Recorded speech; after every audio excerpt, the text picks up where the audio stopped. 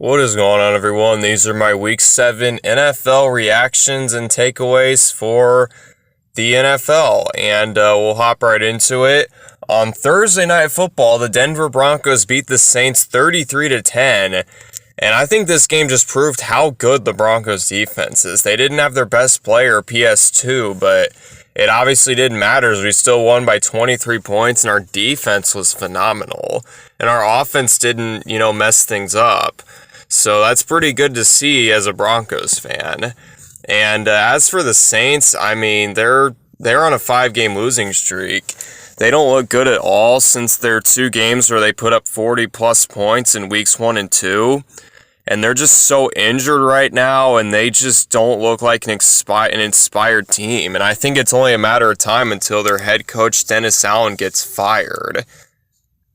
Moving on, we got the Jags beating the Patriots 32-16 in London, and I wasn't surprised with the result. The Jags usually play better in London than most teams due to playing there as much as, more than any other team because they play there a lot. And, I mean, the Jags still aren't a good team, but they are able to be a worse team because the Patriots aren't that good either. And I guess the Jags are slightly better than the Patriots. That's my takeaway for the Jags. As for the Patriots, I mean, I get the one positive that I have for you guys is Drake May did look solid in this game, but you guys still the reality is you're just not a good team. And, losses like this, like I mentioned, they're inevitable. And ever since that week 1 win going downhill, they're on a 6-game losing streak, and I don't see it getting any better moving forward. Moving on, we got an NFC North matchup between the Lions and Vikings. Lions able to give the Vikings their first loss of the season, winning this one 31-29.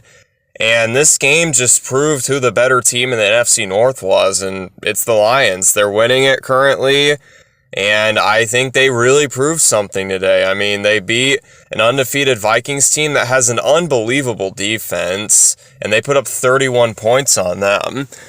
And, I mean, this game just shows that this team, even without Aiden Hutchinson, they can still beat good teams. I don't think losing him is going to ruin their chances of making it to the Super Bowl, which they most definitely can. They're one of the best teams in the NFL, and games like this show that, show why they are one of the best teams. As for the Vikings, I mean, I think their first loss was inevitable. They were playing kind of shaky the last few weeks, and I think, you're playing against one of the best. Playing the best offense in the NFL is going to hinder your defense, but I think you guys will be fine in the long run.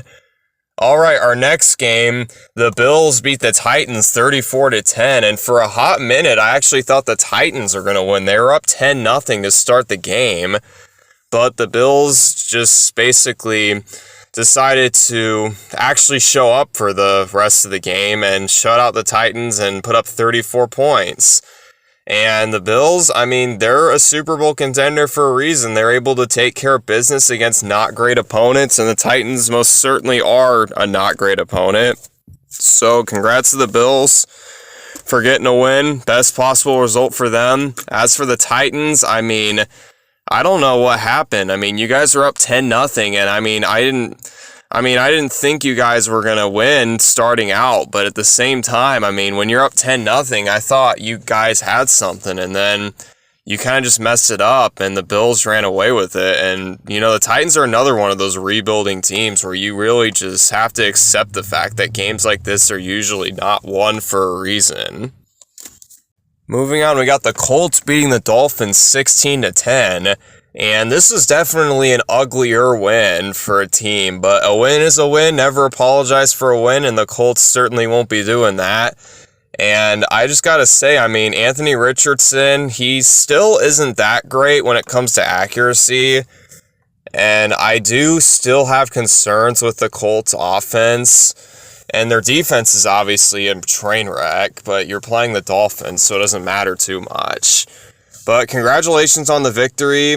And we'll see if the Colts offense can start playing better throughout the rest of the season, and their defense, because DeForest Buckner coming back will only help this team. As for the Dolphins, I mean, they're done. They're even when Tua comes back, I really don't think this team is going to make the playoffs. They don't look good at all, and they didn't even look good with Tua, so it's like, I don't think they're going to look good they're not going to look good when he comes back, and I really don't like the outlook of the Dolphins. I mean, this team is just not good, and I don't think it matters. I don't think it matters who the quarterback is. They're just a bad team. All right, our next team, we got the Seahawks beating the Falcons. This was definitely a shock to me, as the Seahawks were on a 3-game losing streak, but they were able to snap that losing streak with a win over the Falcons. And congratulations to the Seahawks for proving me wrong. Their offense actually looked good for once. Their offense has definitely been an issue the last few games, but not in this game. 34 points will most likely get you a victory. And that it did. So congratulations. And your defense actually played well. Your defense that's been hyped up all year finally had like a decent game. And as for the Falcons, I mean, this is just, I don't know what to say here. I mean, they just have some consistency problems. And it also doesn't help that you have one of the most inconsistent quarterbacks in Kirk Cousins leading your team. So I really think, this is one of those games where it's like the Falcons, they've been winning ugly. So I think this was inevitable. But at the same time, it's not good that you're losing like this to a team that I don't think is that good in the Seahawks. All right, our next team that we're going to talk about is the Packers and the Texans. Packers beating the Texans 24-22. And the Packers, they took care of business. They didn't play their best ball, but neither did the Texans, and they were able to barely get a victory. It was a close game, very fun game, actually, but Jordan Love and his guys were able to defeat a shaky CJ Stroud and the Texans. They don't have Nico Collins, so that kind of helped the Packers, but a win's a win, and congratulations to them for keeping pace with the rest of the NFC North. And as for the Texans, I mean, honestly, they just need Nico Collins back. CJ Stroud literally went like 10 for 21 and like 80-something yards. And Joe Mixon had a good game, so that's definitely a bright spot on that team as of right now. But if this team wants to do anything in the playoffs, they have to get Nico Collins back, because he is by far the biggest difference maker when it comes to their offense. And I think when he comes back, the Texans' offense will be just fine. All right, our next game, we have the Bengals beating the Browns 21-14. And the Bengals, they're only one game below 500, and they could easily get right back into the playoff race with a couple of big victories down the stretch. And it was good for them to get a win against a division rival. I mean, now they've won 2 in a row. And it could very easily be 4 in a row if they were able to beat the Ravens in I don't remember what week it was. I think it was week 6, week 5 maybe, I don't know. But I mean, this team, they're under the radar because of their record, but I think a couple of victories, they will get back into the playoff contention. As for the Browns, I mean, I don't know what to say. I mean, at least Nick Chubb scored a touchdown. That's the only real bright spot I have for them.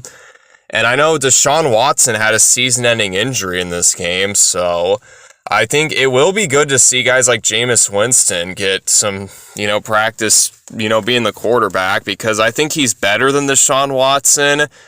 And I mean, but the Browns still aren't a good team. I don't think he's going to be a game changer for them. All right, our next teams, Eagles and Giants. The Eagles beat the Giants 28-3, and Saquon Barkley had a day against his former team. And this game shows me why the Eagles can be a good contending team. I still don't think Nick Sirianni's that good of a head coach, but this was definitely a breath of fresh air. They've been winning their games ugly, and this game was definitely not ugly on the Eagles side of things. So it was good for them to get a clean victory that wasn't, filled with controversy with Nick Sirianni or anything like that. As for the Giants, I mean, they're just not a talented team. Outside of Malik Neighbors, their offense is absolute dog shit, and their defense can't carry the load. They just can't do it. Not when the NFC has teams like the Lions and the Eagles and the Vikings and the Packers, teams that have really good offenses. Probably forgot a team or two, but the point is, Giants, they're done. I don't know what they can really do, and they're stuck with Danny Dimes, too. Okay, our first 4 o'clock game is between the Raiders and Rams. Rams winning this one 20-15, and the Rams, they're another one of those teams that I feel like could be sneaky in the upcoming weeks. They won a game. It wasn't a pretty game, but they did win, and they're rumored to get Cooper Kupp back for Thursday Night Football. They play the Vikings, so I still don't think they're going to win, but if they do, they can turn their season around and make the playoffs, so hoping the best for the Rams. As for the Raiders, when you have Gardner Minshew as your starting quarterback, usually you're not going to win many games. And I think this season has proved just that he just is not a guy who can lead an NFL team to victories. They just don't have a quarterback. And I think this season's going to be tough for Raiders fans because it's like you have games that are winnable. Like this game was very winnable, but you just don't have a quarterback. Like, they don't even have to be that good. They just need to be average, and they don't have a guy who's average, and I think this season's going to be frustrating for Raiders fans. All right, our next game, we got the Commanders beating the Panthers 40-7, and this was without Jaden Daniels for a large majority of the game. So, it sucks that he got injured, but from what I'm hearing, he should be fine to play next week. So that's good that he's not severely injured. And this game shows this game isn't surprising. I think regardless who was playing, I think the Commanders would have won. They could have had Nathan Peterman playing, and they probably still would have won this game because of how bad the Panthers are. And, the Commanders, they're the best team in the NFC East, in my opinion. I think they'll win that division. And the Panthers, they're one of the worst teams in the NFL. And David Tepper, he's not a good owner. Bryce Young and Andy Dalton, they're not good enough. And he's going to overreact and fire the head coach and try and find someone new. And I think unless David Tepper sells the team, I think the Panthers are going to be in purgatory for a long while. So, sorry, Panthers fans. All right, our next teams, we got the Chiefs beating the 49ers 28-18, and the Chiefs are still undefeated. They're ugly as hell, and they suck ass, in my opinion, but they're winning games, and I can't argue with results, and winning games is good enough for me. And, Patrick Mahomes, he had 2 picks in this game. He only had like 130-something yards, and he had 2 picks, but it was enough to win. Their defense played good enough. They were able to force Brock Purdy to throw 3 picks, and it was enough for the Chiefs to win. So congrats to them for being 6-0 and the final undefeated team. And the 49ers, this team, they're just injured. They're injured, and they lost Brandon Ayuk for the rest of the season. Debo didn't play in this game because of some illness before the game. They obviously don't have CMC because he's been out for the whole season up to this point. And this team, they're not going to go anywhere with all these injuries. It just sucks for them. All right, our Sunday night game, we got the Steelers beating the Jets 37-15. And I may have shit on Mike Tomlin for starting Russell Wilson over Justin Fields, but he obviously knew something I didn't because Russell Wilson was able to lead the Steelers to 37 points, and that's more than enough to win most. That's more than enough to beat the Jets. It's honestly enough to win any game. 37's a lot, and the Steelers putting up 37 is kind of weird because I'm used to them really just sleepwalking their way through games. But this game, they were on fire offensively. And as for the Jets, they're done. They have Davante Adams. They had Davante Adams in this game.